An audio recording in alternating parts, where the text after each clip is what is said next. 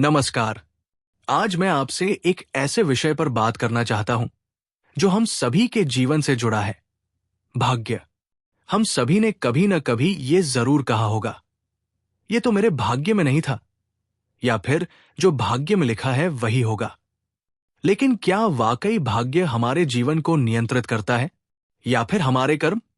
इस प्रश्न का उत्तर हमें मिलता है श्रीमद् भगवद गीता से, जहां भगवान श्री कृष्ण ने अर्जुन को युद्ध भूमि में जो उपदेश दिए वे केवल अर्जुन के लिए नहीं, हम सब के लिए है। भगवान श्री कृष्ण ने कहा, तेरा अधिकार केवल कर्म करने में है, फल में नहीं।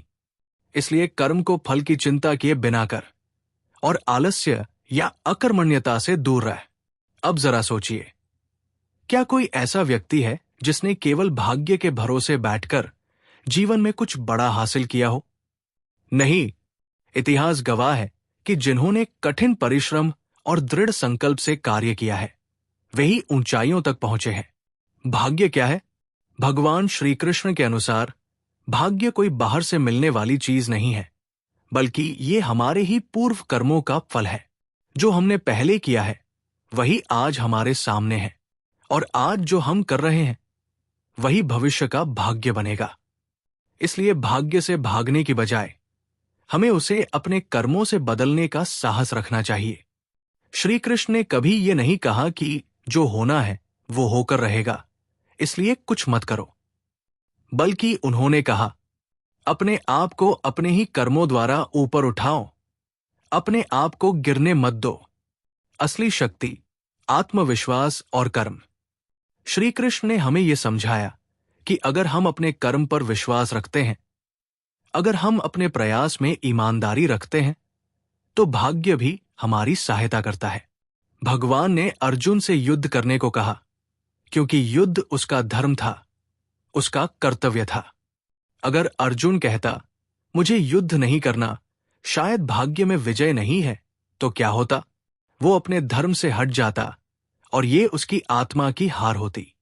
हमें भी अपने जीवन में यही समझने की जरूरत है कि जब हम ईमानदारी से, निडर होकर, संकल्प के साथ कर्म करते हैं, तभी हम अपने भाग्य को बदल सकते हैं। प्रेरणादायक उदाहरण एपीजे अब्दुल कलाम जी को ही देख लीजिए। एक गरीब मछुआरे का बेटा जो देश का सबसे बड़ा वैज्ञानिक बना और फिर राष्ट्रपति भी। क्या ये सब भाग्य से हुआ?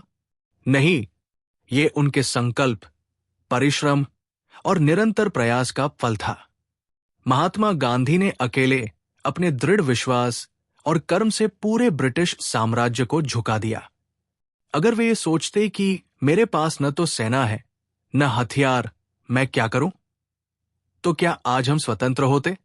कर्म करते रहो, फल की चिंता मत करो। जब हम पूरी ईमानदारी और लगन से कार्य करते हैं तो फल अपने आप आता है। पर यदि हम फल की चिंता में ही उलझे रहेंगे तो न तो सही कर्म कर पाएंगे और न ही शांति पा सकेंगे। भगवान श्री कृष्ण ने यही तो कहा था, फल की इच्छा से किया गया कर्म बंधन में डालता है, इसलिए निष्काम भाव से कार्य करो। तो क्या करें?